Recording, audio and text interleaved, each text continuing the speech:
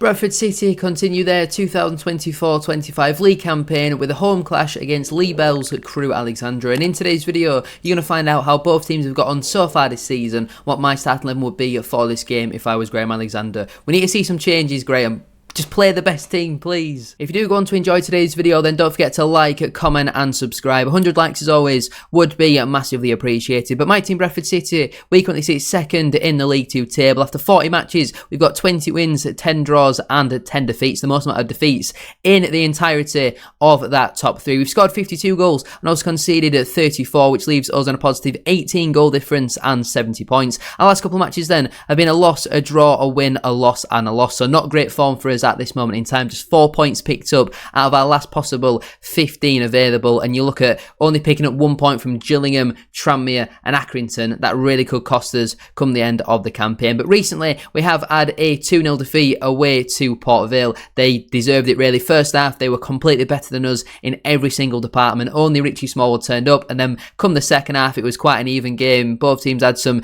decent chances. We had a lot of possession, but far too many players who seemed to be lacking the confidence and just didn't want to take a man on. We need to see that tomorrow back at home in front of our fans. Over 21,000 expected again. The fans are doing their part. They've seen, well, the players have seen 5,000 fans travel to the last 2 away games, and we've seen 3 shots on target, not a single goal. Didn't even see a shot on target on a Saturday. So it certainly needs to be better. The players need to improve. The fans are doing their job. It's now on to the players to do theirs as well. We also had that 0-0 draw away at Accrington. Never really like scoring. They were the better team in the first half, and then second half they were just running the clock down, a lot of time wasting, and we just couldn't break them down. Again, had a lot of possession, but just not enough players who were wanting to take risks, and a really frustrating and disappointing result. We also had a brilliant 4-1 win at home to Colchester United. It goes to show that this team are clearly capable of putting on performances. It seems certainly that we struggle more away from home than at home, and that has been the case for the majority of this season. But Colchester were like 13 games unbeaten. They came to Valley Parade. We absolutely demolished them. It could have been double figures. We were absolutely outstanding in that game, and we need to see another performance like this, regardless of what Crewe have done recently or what their aims are for the season. Just go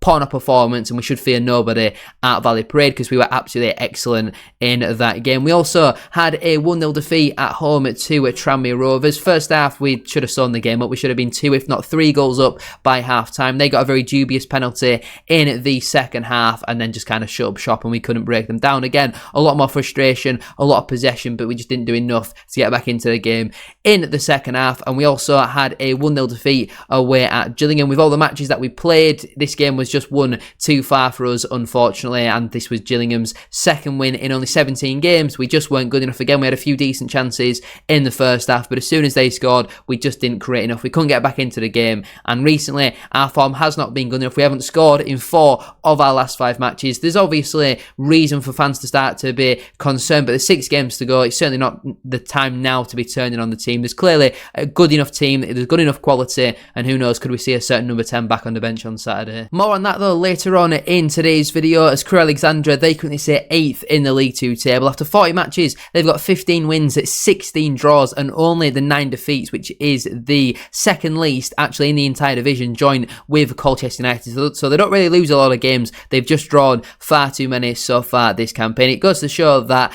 points can be accumulated in so many different ways. You look at Grimsby, 19 wins, 16 defeats and only the 5 draws. It's not too dissimilar to Crewe, just the draws and the losses are obviously flipped around, but they've scored 47 goals so far this campaign and only conceded the 39, so there's not really many goals in their matches. It leaves them on a positive 8 goal difference and 61 points. Their last couple of matches then have been a win, a loss, a draw and a draw, so they're also not particularly in great form, but it has certainly been better than Bradford City's as of recently. Their last couple of matches then have been a 2-0 win at home to Grimsby Town. Looking at the stats, they probably did deserve it, and Grimsby will be very disappointed with the 2 goals that they did concede, both from set pieces. The second one, allowing Mickey Dimitriou to have a free header, is absolutely criminal from Grimsby, and this was a big playoff at 6-pointer, and it now certainly puts Crewe back in that picture. They also had a 1-0 defeat at home to Port Vale. Again, you look at the stats, Crewe have had more possession, but Port Vale have had more shots and more shots on target in the game. Yes, Crewe had slightly more corners. It was not like Crewe didn't really have a go. I think they hit the crossbar in the the first half, and they had a couple of decent opportunities, but they just couldn't quite get the job done. And Port Vale, they've just got that knack this season, haven't they,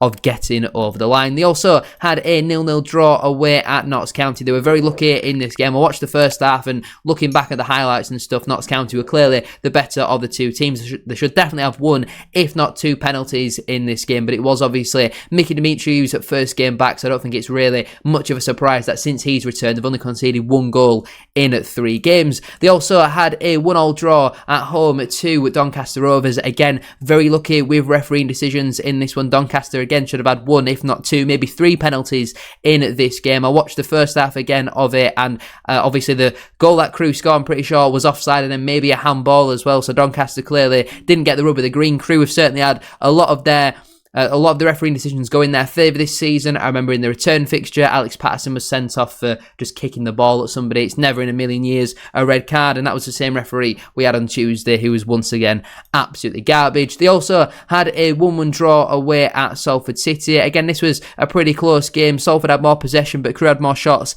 and more shots on target, and Crewe have been very good away from home so far this season. I think they're the 6th best away team in the division this season, so it's not going to be an easy game for us. They're clearly a solid side, but we've got to, as long as we do our job, we put on our best performance, I think that'll stand us in good stead, in my opinion. Before we do any further though with today's video, don't forget to drop a like on there for me and subscribe to the channel as well if you are new. Can we try and hit 100 likes, as I said at the start of today's video? That'd be massively appreciated. Don't forget to get your thoughts in down in the comment section down below. What would your starting 11 be for this match? What is your score prediction as well? What changes do you want to see from Tuesday's team? Because surely we're not going to stick with the same team, because it was diabolical first half. Now, I think I've counted up correctly here that I would go with 6 changes from Tuesday's team, but a few players who I would have had starting have moved in different positions and all that sort of stuff. But especially in the attack, we need to see some changes, because last 2 matches we've looked absolutely toothless, and I don't know why Alexander went with the same attack who created nothing against Accrington in the biggest game of the season away at Port Vale. But I would still stick with the 3-4-2-1 formation. I do still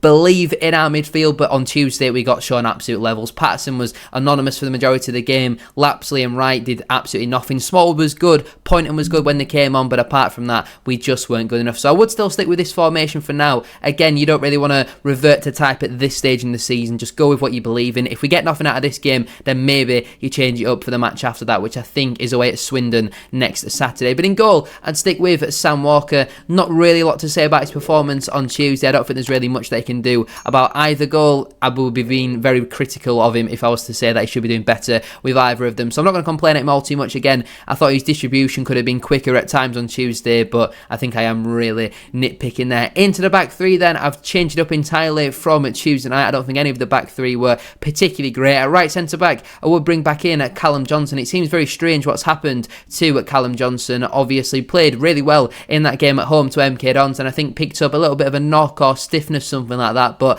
Alexander, I think, said in his press conference last week that he'd been back in full training for 10 days or so, and I understand they were being a bit cautious with obviously his history of injuries and all that sort of stuff, and I think that's very smart from Alexander. But I think now is the best time to bring him back in at home. I just think he's good enough to start, and I think Baldwin recently, the last 2 matches, I do think he has been really poor, especially on Tuesday. Some of the passes that and opportunities on the ball that he was giving away, second goal he needs to do a lot better with, in my opinion. Barely even puts a challenge in trying to stop the cross. And in my personal opinion, I've been a big fan of Baldwin recently, but Callum Johnson should come back into this side. I think whether it's a right centre-back or right wing-back, I think Johnson should be starting in this one. In the middle, I would go with Jack Shepherd. Obviously, he came on at half-time for Paul Huntington on Tuesday, and I understand that he had recently had a little bit of an injury and all that sort of stuff, but I do think it was poor to start Kelly over Shepherd on Tuesday. When Kelly's not kicked a ball for 2 months, he's barely played alongside Huntington, and I don't think he's played with Adaramola at all. To then throw him back in was a really, really bizarre decision. So I'll put Shepherd in the middle, and then obviously he has been probably the best centre-back in the league for the large part this season. And at left centre-back, I would bring back in Romany Critchlow. Now, apparently he picked up a bit of a knock, and that is why he wasn't included in the matchday squad on Tuesday, but obviously he did still travel down with the team, and hopefully he is fit and available. Now, I didn't really have many complaints with him not playing against Port Vale, because I thought physically, if you have Critchlow and Baldwin, we might have struggled a little bit playing like that. But I think at home, when we've got some of the attacking players that we have, Critchlow's ball playing ability with Johnson on the other side, I do think it would be very important. But I don't think you can play Johnson, Baldwin and Critchlow against Crewe, just because if they play a bogle up front, I do think we could struggle physically. But my back three for this one will be Johnson, Shepherd and Critchlow. In terms of my midfield four then, at right wing back, I would stick with Brad Halliday. Basically just down to lack of options rather than choice, and just one bad game doesn't define Brad Halliday as a player, because I do think post-Christmas, for the large part, he has been very good, but Tuesday night, he was absolutely awful, and it's a real shame that so many players had arguably their worst performance of the season all at once. Maybe you give credit to Port Vale, but the amount of times where he was just losing the ball, or obviously he got booked early on in the first half for just a ridiculously clumsy challenge, and hopefully Halliday can get back to his best in this game and hopefully come up with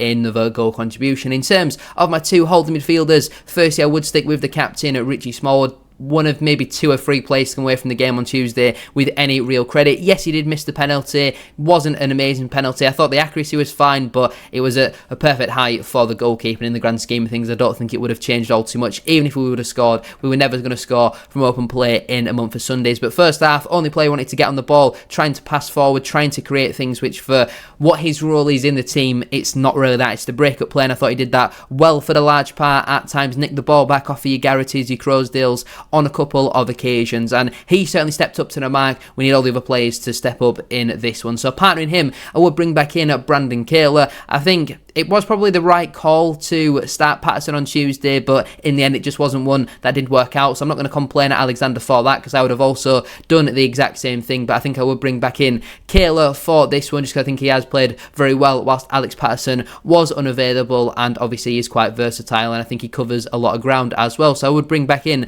Brandon Cowley, and at left wing back I would stick with Tayo Adaramola, again down to really lack of options. If Lewis Richards was available, I'd bring him back in for this one, because I think Adaramola has been really poor last couple of matches. Obviously subbed off at half time, largely at fault for the second goal. Doesn't really put in a challenge on Mitch Clark, which I know you can sometimes get with lone players where they don't really buy into what you're trying to achieve as a team and more focus on themselves. I don't see that personally with Adaramola. I do think he is committed to Bradford City, and it was just one of them things where maybe that's not necessarily his game, but if he wants to make it as a Championship or Premier League player for Crystal Palace, they're the type of things where you've just got to throw your body at it. And even if you get hurt, even if you lose all your teeth, you've got to sometimes just put your head on your line. Look at what Burton were doing on Tuesday, where I think it was Sweeney maybe, just threw his head in front of something, got booted in the face, and that's the type of defending that you want. You've got to put your bodies on the line, and Adaramola didn't do that on Tuesday, and I do think away from home hasn't been amazing since joining, but at home I do think he has been outstanding, and for me personally, he's one of the best full-backs or wing-backs in this division, so I'd stick with him. But if he has another bad 45 minutes, I'd have Tyreek Wright on at half time. Into my two number 10s then. Firstly, I would go with Alex Patterson. Now, I know it's not a position that he's actually played yet under Crewe Alexandra. He has previously played as the 2-8 when we've played the 3-5-2, but now we're playing the 3-4-2 when he's not actually played as one of the number 10s yet. But with ANTONI SARCEVIC slowly returning, I do see him coming back into the side as soon as he is fit and available, because nobody has really taken that opportunity. Lapsley's far too inconsistent. Tyreek Wright had one good game and since then hasn't done anything. Obviously, on the other side, I would have Bobby Poynton. I think that's a given, really. Poynton has to come back into the side and be starting now. I don't really see a reason why he didn't start on Tuesday. He's one of, if not our best players. He's really important to the way that we play. Technical ability is a level above, and I just think far too many players haven't taken that opportunity. So I like to see Patterson and Poynton in behind Michael Mellon. Again, Callum Kavanagh on Tuesday wasn't actually that bad. I thought he was better on Tuesday than what he was on Saturday. I do think it was more down to the tactics rather than Kavanagh. Why are we booting the ball up to the pitch to Callum Kavanagh? I think it's about 5'8" when they've got 3 6'3" plus centre halves, and I do think Kavanagh was losing his head a little bit and getting wound up by Nathan Smith. And Mellon for me is just the better of the two. He's more complete. He can hold the ball up better. He's a better finisher as well. So I would bring Mellon back in for this game. I think far too many players recently have not taken their opportunity, and when you've not scored in 4 of your last 5 games, surely that's where the warning signs are to play some of your more better players. Poynton's not played in the majority of them games, or he's not started any of them games, and I don't think it's really much to think about in terms of bringing Poynton straight back into this side. Michael Mellon, I think, deserves another chance as well. Callum Kavanagh did really well in getting his brace against Colchester, but I don't think he's been amazing last couple of games. You've got options, so use your squad. But in terms of the attacking midfield positions, far too many players just haven't taken their opportunities recently. On the bench then for me, that would leave Joe Hilton, Aidan Baldwin, Paul Huntington, Tyreek Wright, George Lapsley, Jamie Walker and Callum Kavanagh. The players currently unavailable are Lewis Richards, ANTONI, SARCEVIC and Andy Cook. Now, hopefully, ANTONI SARCEVIC will be on the bench on Saturday. He has been doing some light training, or certainly was on Monday, and it's definitely a new video because he's doing it with the new physio, and the new physio only joined after SARCEVIC obviously picked up his injury. So it's looking promising that we are going to see him between now and the end of the season. He was posting on Instagram last night, kind of smiling in a Bradford City shirt with his thumb up, talking about the day that he's had. Obviously met with a consultant yesterday, so if he's not on the bench on Saturday, I would expect him to be involved in some regard on next Saturday away at Swindon, because at that point there's 5 games to go. Even if he ends up redoing his hamstring, as long as we're over the line, he can fully rest, fully recover. Just give him what injections legally that he's allowed to have to just get him over the line, because he's so important to our team. You look at the record when he does play and when he doesn't play, it's absolutely night and day in the league. I'll just get the statistics up for you, because it is absolutely crazy when you actually think about it. I think when ANTONI SARCEVIC has played, we've won 13, we've drawn 4 and we've lost 2. When he hasn't played, we've won 7, drawn 6 and lost 8. That is how important he is to this side, and it's a reason why a couple of weeks ago I said he is Bradford City's most important player. But the players missed out then through selection will be Colin Doyle, Jay Bennett, Neil Byrne, Kieran Kelly, who I thought was absolutely terrible on Tuesday, but I don't think Alexander should have thrown him back in. Clark Adore, maybe Tommy Lee gets another opportunity. We've not seen him for quite a while now, and also Harry Ibbotson as well. But if you to bring in a Tommy Lee, that means you've got to drop a Lapsley, a Walker or a Kavanagh, and I don't think they've really been that bad to deserve dropping them recently. So there we go then. In terms of a score prediction for this game, I'm going to go with a 1-1 draw. I think there's obviously, it's probably understandable why a few fans are a little bit nervous now with the gap only, I think, 2 points. We really have thrown away that 8-point lead recently. I think it's only a 4 or 5 point gap between Walsall and 5th place, who would now be Doncaster potentially, but they also do have a game in hand. So it's really tight at the top of the table. A win here would certainly relieve a little bit of pressure. 6 games to go. We probably need to win 4 of them to guarantee automatic promotion. What better way to start than in front of 21,000 at home? We've been very good so far this season. Come on, City. Let's get the job done. Thank you so much for watching. Make sure to like, comment and subscribe, and goodness me, Bradford City, please show up on Saturday.